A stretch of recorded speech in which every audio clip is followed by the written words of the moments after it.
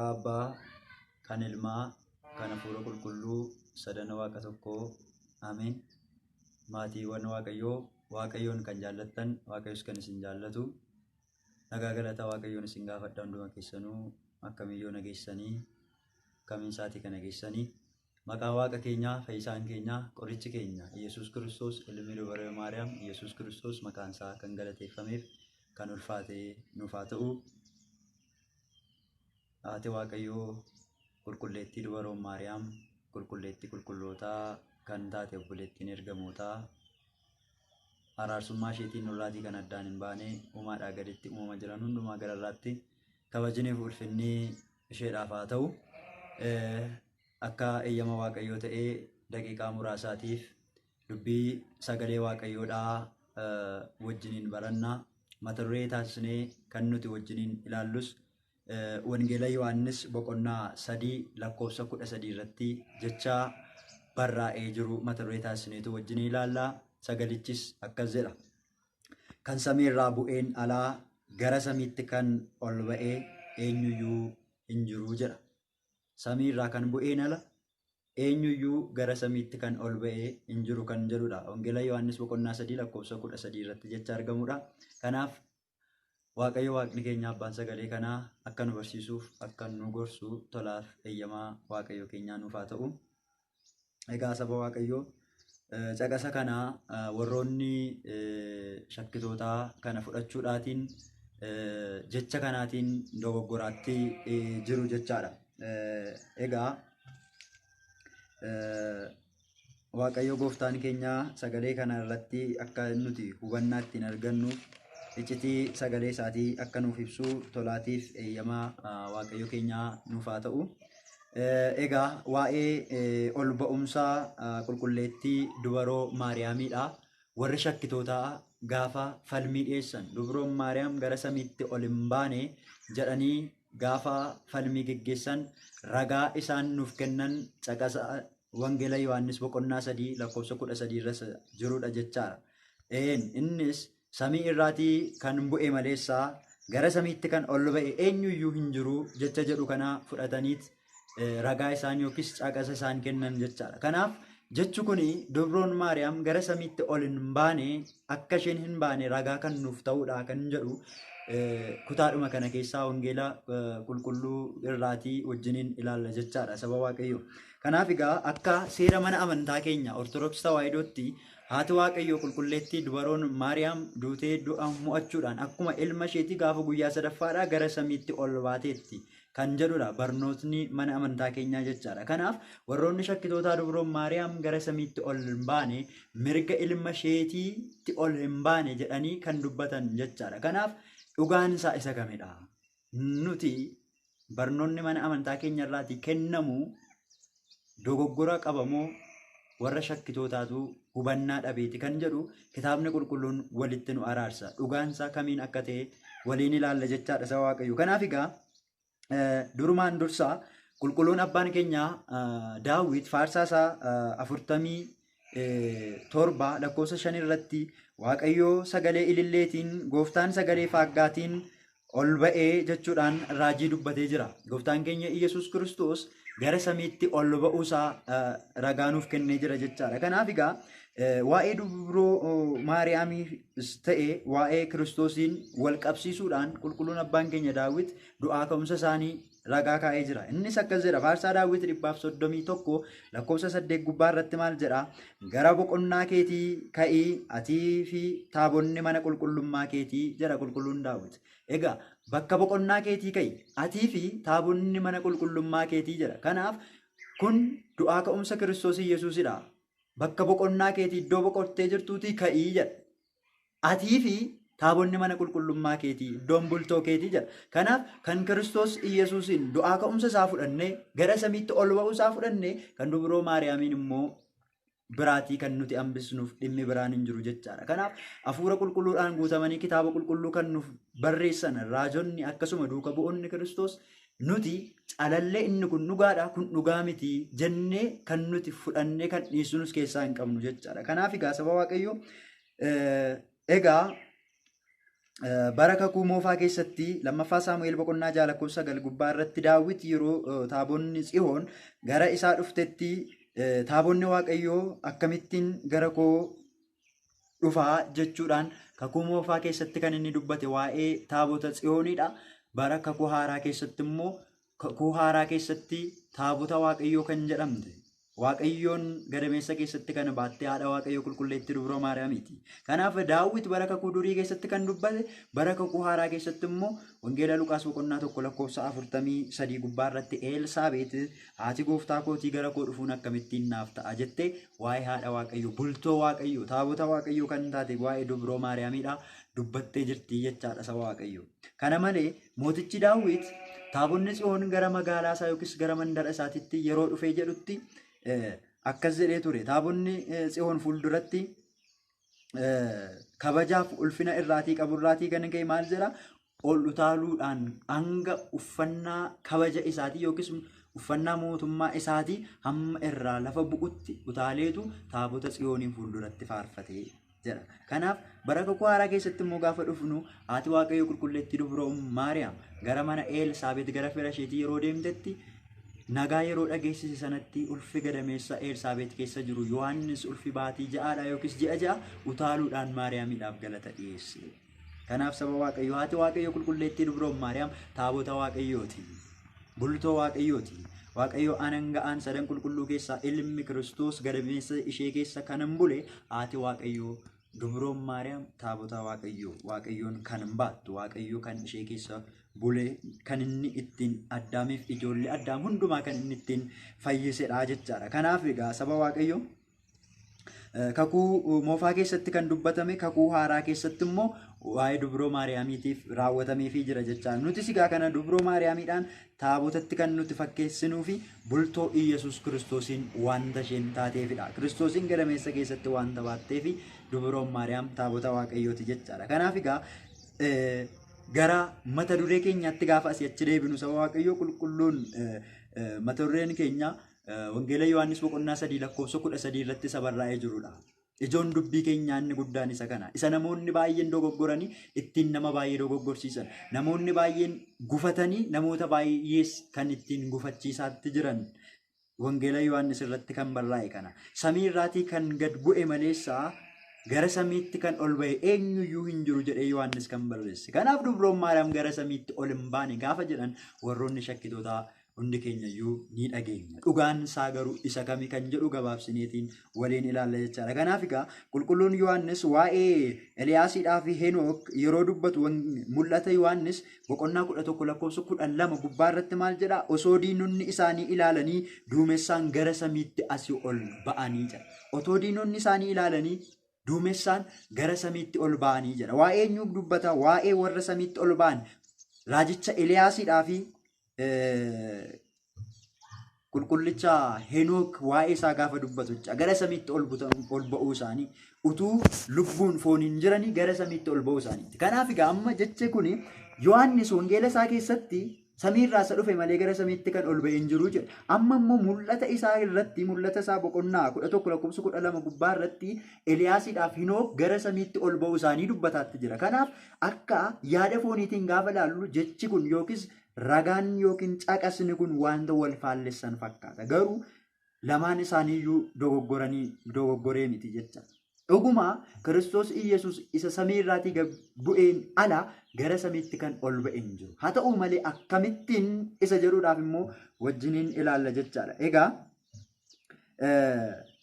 kakuu moofaa keessatti lammaffaa moototaa boqonnaa 2:11 gubbaa irratti Eliyaas obomboleettiidhaan gara samiitti ol ba'ee jedha.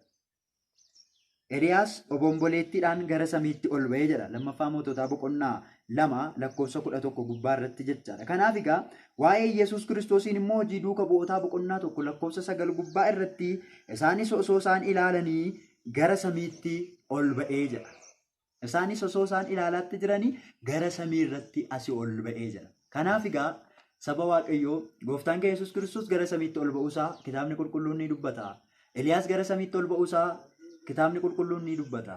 Henookiif Eliyaas gara samiitti akka isaan ol ba'an duumessaan akka isaan marfamanii ba'anii kitaabni qulqulluun dubbatee jira jechaadha. Kanaaf saba Waaqayyoo egaa Wangeela Yohaannis boqonnaa 3 lakkoofsa 13 irratti isa samii irraatii gad bu'e malee gara samiitti kan ol ba'e eenyuyyuu hin jiru jedhee Yohaannis kan dubbateef maaliifidha kan jedhu waliin ilaalla jechaadha saba Waaqayyoo. Egaa akka yaada shakkitootaatti jechi kun wal faallessa. Garuu jechi kun walitti kan siqatudha. Jecha walitti dhiyaatudha jechaadha. Kanaaf iyyuu seera lakkoofsaa boqonnaa 23 lakkoofsa 19 tokkoffaa Saamu'eel boqonnaa 15 lakkoofsa 29 gubbaa irratti Waaqayyo akka namaa miti inni hin sobu jedha. Kanaaf kitaabni qulqulluun jecha Waaqayyooti waan ta'eef kitaabni qulqulluun gonkumaayyuu hin sobu jechaadha. Tarii namoonni baay'een hubannaa dhabuu irraatii kan ka'e jecha kitaaba qulqulluutiin baay'een isaanii kan isaan dogoggoran jechaadha saba Waaqayyo. Egaati kunis egaa sababa garaa qaba. Waaqayyo kan gara samiitti ol ba'e humnaaf aangoo isaatiinidha. Waaqayyo gara samiitti kan inni ol ba'e humna isaatiif aangoo isaatiin gara samiitti ol ba'e saba Waaqayyoo. Uumamni garuu kan inni ol ba'u humnaa fi fedhii Waaqayyootiinidha. Garaagarummaan isaasitti saba Waaqayyoo. Waaqayyo humna isaaf aangoo isaatiin gara samiitti ol ba'e. Namoonni biroon garuu yookiis immoo uumamni kan jiru garuu gara samiitti kan ol ba'e kan akka Eliyaas fa'aa kan akka Henook fa'aa gara samiitti kan isaan ol ba'an humna Waaqayyootiif fedhii Waaqayyootiin gara samiitti kan isaan ol ba'an jecha. Garaagarummaan jiru iddoo kanatti. Henook, Eliyaas, Yaareed kanneen kana fakkaatan hojii gaarii qabaachuu isaaniitiin Waaqayyo qulqullummaa isaanii ilaalee gara samiitti akka isaan ol ba'an isaan taasise jechaadha. Gara samiitti isaan fudhate. Kanaafuu qulqulleettii dubaroon Maariyaamiinis fedhii fi humna Waaqayyoo ilma isheetiin akkuma ilma isheetii guyyaa sadaffaatti duutee du'a keessaatii ka'uudhaan gara samiitti ol baateetti. Ragaan kanas kitaaba qulqulluu irra jira. Kanaaf saba Waaqayyoo ol ba'uu isheetiif shakkiin tokkollee gonkumaa hin jiru jechaadha. Kanaaf iyyuu haalli uumaan itti gara samiitti ol ba'uudhaaf haalli itti uumamni gara samiitti ol ba'u gargari jecha. Garaagaradha. Uumaan gara samiitti ol ba'uudhaaf uumamni gara samiitti ol ba'uun garaagaridha jechaadha. Akkaataa ol ba'umsa isaaniitu gargari.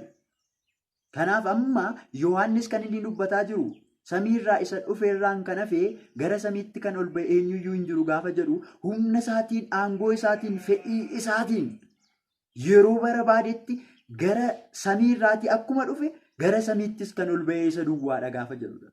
Kanarraa kan hafe warroonni akka Eliyaas fa'aa Henook fa'aan gara samiitti ol ba'uun isaanii humna Waaqayyootiif qulqullummaa isaaniitii hojii isaanii ilaale Waaqayyo humna isaaf aangoo isaatiin namni utuu isa hin gaafatiin namni utuu isa hin dirqisiisin fedhii isaatiin gara samiitti kan ol fudhate jechaadha saba Waaqayyoo. Kanaaf egaa wanti nuti hubachuun nurra jiraatu inni gara biraan garuu samii jechuun samii jedhamuudhaan kan waamaman samiin garaagaraa jiraachuu isaanii. Samii gaafa jennu nuti akka beeknutti akka ilaallutti samii tokkicha akka jirutti fudhanna.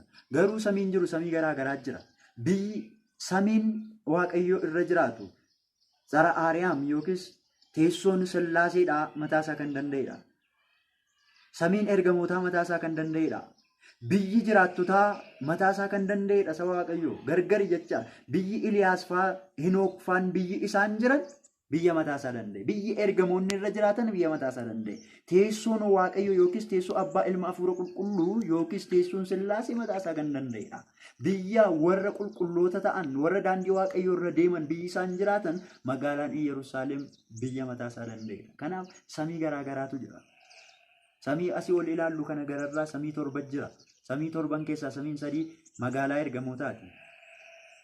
Samiin tokko magaalaa Yerusaalem. Asii ol yoo lakkoofne afuraffaa irratti kan argamu, asii gadi yoo lakkoofne afuraffaa irratti kan argamtu magaalaa Yerusaalem. Biyya warra qulqulloota daandii Waaqayyoo irra warra bu'anii jiran abboommi Waaqayyoo warra eegan bakka isaan itti galan sanadha. Samiin 3 immoo teessoo Sillaaseeti yookiis teessoo Abbaa Ilma Hafuura Qulqulluu bakka jireenya isaaniiti jechaadha. Kanaaf inni gara biraan immoo samiin gooftaan itti ol ba'eedhaa fi uumamtoonni itti ol ba'an gargar ta'uusaa hubachuutu nurra jiraata jechaadha. Henook ol ba'e gaafa jennu eessatti akka inni ol ba'e? Biyya kamitti akka inni ol ba'e? Eliyaas gara samiitti gaafa ol ba'u samiin itti ol ba'e garamidha. Kiristoos Yesuus gara samiitti ol ba'e. Henook gara samiitti ol ba'e. Eliyaas gara samiitti ol ba'e. Haa ta'u iyyuu malee samii isaan itti ol ba'an sun samii garaagaraati yookiin biyya garaagaraati jechaadha saba Waaqayyoo. Gargar baasnee beekuun nurra jiraata. Fakkeenya tokkoon isinii kaasa. Fakkeenyi kun namni tokko asii ba'ee gara imalaa gara Wallaggaatiin yoo deeme namni tokko Wallagga deeme gaafa jennu kallattiidhuma Wallagga deeme gaafa jennu Wallagga deemuu isaati. Haa ta'u iyyuu malee Wallagga keessaa eessa akka inni deeme adda baafachuun irra jiraata. Yookiin Wallagga bahaa yookiin Wallagga lixa ta'uu danda'a yookiin qellamiin ta'uu danda'a. Kanaaf gargar baasuun irra jiraata jechaadha. Maaliif maqaa tokkoon gaafa waamnu iddoo tokkotti walitti finna. Garuu iddoo tokkotti gaafa walitti finnu keessa gaafa gallu garuu iddoo garaa garaati. Bayi lixiif qellama Wallaggaan amma gargare. Kanaaf gargar baasnee beekuun irra jiraata. Kiristoos gara samiitti ol ba'e gaafa jennu samii isa kamitti ol ba'e isa jennu. Teessoo isaa Aariyaam abbaa ilma hafuura qulqulluudhaan kabajamanii bakka ta'anitti ol ba'e. Iddoo samii irraati iddoo dhufe sana jecha. Iddoo irraa dhufe sanatti asii ol ba'e. Eliyaasiidhaaf Hinook immoo biyya jiraattotaa yookiis biyya Beerhewaan bakka jedhamu iddoo sanatti akka inni ol ba'e adda baafannee beekuun nurra jiraata jechaadha. Egaa saba Waaqayyoo qulqulleettii dubaroon Maariyaam garuu samii afraffaa kan ta'e magaalaa Yerusaalemitti akka isheen ol baate kunis immoo mootummaa Waaqayyoo ishee jedhamtu ijoollee Waaqayyoodhaaf ishee qophooftee jirtu sana jechaadha. Dhalli namaa utuu hin uumamin duraan dursa Waaqayyo ijoollee isaa warra ta'aniitiif kan qopheesse jechaadha. Kanaaf ol ba'umsi gooftaa keenyaa garuu bakka teessoo isaa isa jiru Aariyaam irratti akka inni ba'e hubachuun nurra jiraata. Kanaafuu bakki uumaan dhaquudhaa fi bakki uumamtoonni dhaqan gargar akka inni ta'e beekuun nurra jiraata jechaadha. Wangeela Yohaannis boqonnaa 3:13 irratti gaa kan samii irraatii bu'een alaa gara samiitti kan ol ba'e eenyuyyuu hin jiru kan jedhamee fi saba Waaqayyoo gooftaan keenya Yesuus Kiristoos aangoo isaaf humna isaatiin samii irraatii gadi bu'e. Yaada namaa malee fedhii namaa malee samii irraatii gadi bu'e. Inni samiirraa gadi bu'e sun immoo fedhiif aangoo isaatiin gara samiitti ol deebi'e. Iddoo dhufe teessoo isaa Aariyaam irratti ol deebi'e gaafa jedhu qulqulluu Yohaannis kana dubbachuu isaa jechaadha. Kanaaf saba Waaqayyoo wanti nuti hubachuudhaan nurra jiraatu garuu Eliyaas inni Kiristoosiidhaaf hojjetaa ture. Kiristoos waaqa kooti jedhee, Kiristoos gooftaa kooti jedhee, Kiristoos uumaa kooti jedhee kan hojjetaatti ture. Eliyaas waa'ee Kiristoosiin kan raajiidhaan dubbataa ture. Eliyaas gara samiitti ol ba'ee dubroon Maariyaam gara samiitti ol ba'uudhaaf wanti ishee daangessu maaltu jira saba Waaqayyoo? Henook inni Waaqayyoon uumaa kooti jedhee Kiristoos Yesuus isa dubreen Maariyaam gadameessa keessatti baatteen waaqa kooti jedhee dubroon Maariyaam haati Waaqayyoo isa kirubeeliidhaaf Suraafeel ollannaa cimaadhaan fuuldura isaa dhaabatanii qulqulluu qulqulluu qulqulluu mo'aa ilma Waaqayyoo jedhanii isa galateeffatan isheen garuu gadameessa keessatti kana baatte. Mucaa koo jettee harma hoosistee kan guddiste baraa Gibxii keessa waggaa 3 ji'a 6 kan godaante dubroon Maariyaam gara samiitti akka isheen hin baaneef wanti ishee daangessu maaltu jira saba Waaqayyoo?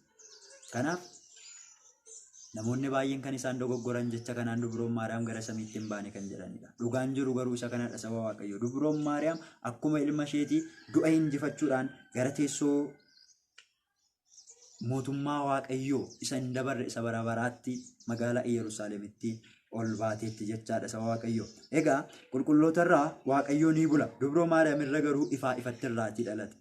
Qulqullootarraa raajotarraa Waaqayyoo buleetu isaan irraa dubbata. Dubroo Maariyaam garuu ifaan ifatti ishee keessa bule. Isheerraa dhalate jechaadha. Kanaaf Waaqayyoo uumamtoota isaa ni soora. Warra uumamtoota warra uume hundumaayyuu ni soora saba Waaqayyoo. Qulqulleettiin dubaroon Maariyaam garuu harma ishee hoosisteetu Waaqa isa nu sooru sana soorte. Garaagarummaa guddaatu jira jechaadha. Kanaaf dubroon Maariyaam gara samiitti akka isheen hin baane maaltu ishee daangessa?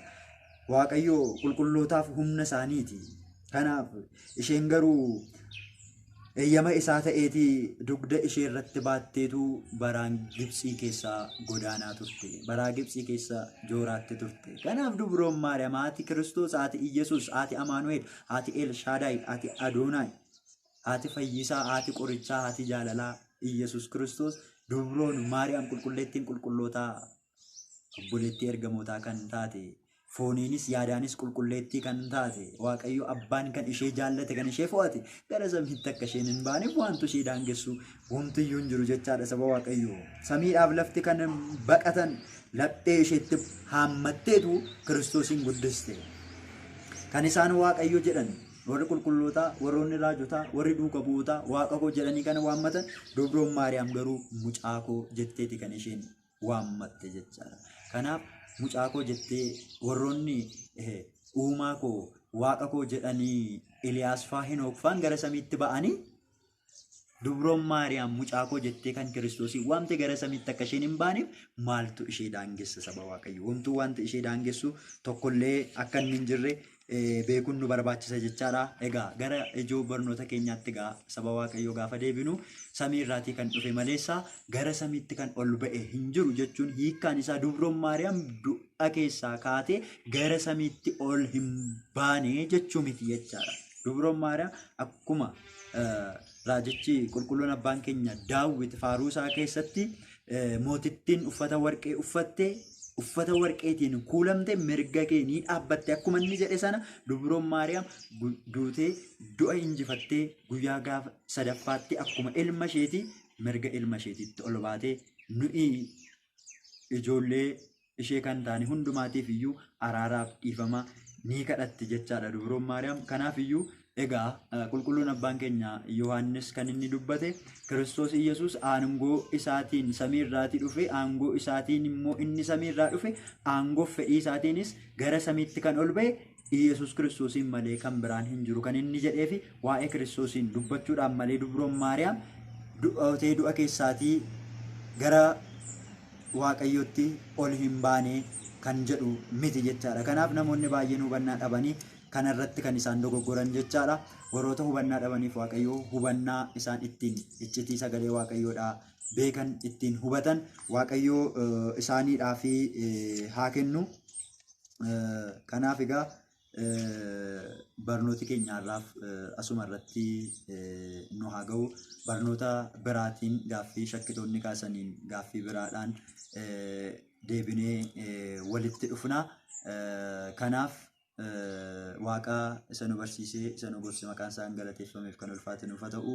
Araarsummaan haadha Waaqayyoo qulqulleettii Dubroo Maariyaamii eegumsa ergamoota Waaqayyoo eebbaaf ayyaanni raajota isaa duuka bu'oota suugni wareegamtoota hunduma keenya irrayyuu oolee kan bulee nuuf haa ta'u. Kanaaf isinis egaa barnoota asirraatiin darbugaa warroonni yuutuubii kanaatiif warroonni haaraa taatan sabskiraayib gochuu hin dagatina.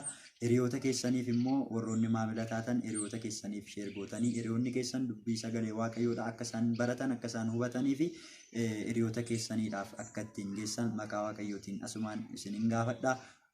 Bakkuma jirtanitti arjummaan Waaqayyoodha. Araarsummaan qulqulleettii Dubroo Maariyaamiif eegumsi ergamoota Waaqayyoo bakka jirtanitti isin wajjiniin haa ta'u. Jalqabaa hanga xumuraatti kan nu geggeesse Waaqaaf galannaa ta'u.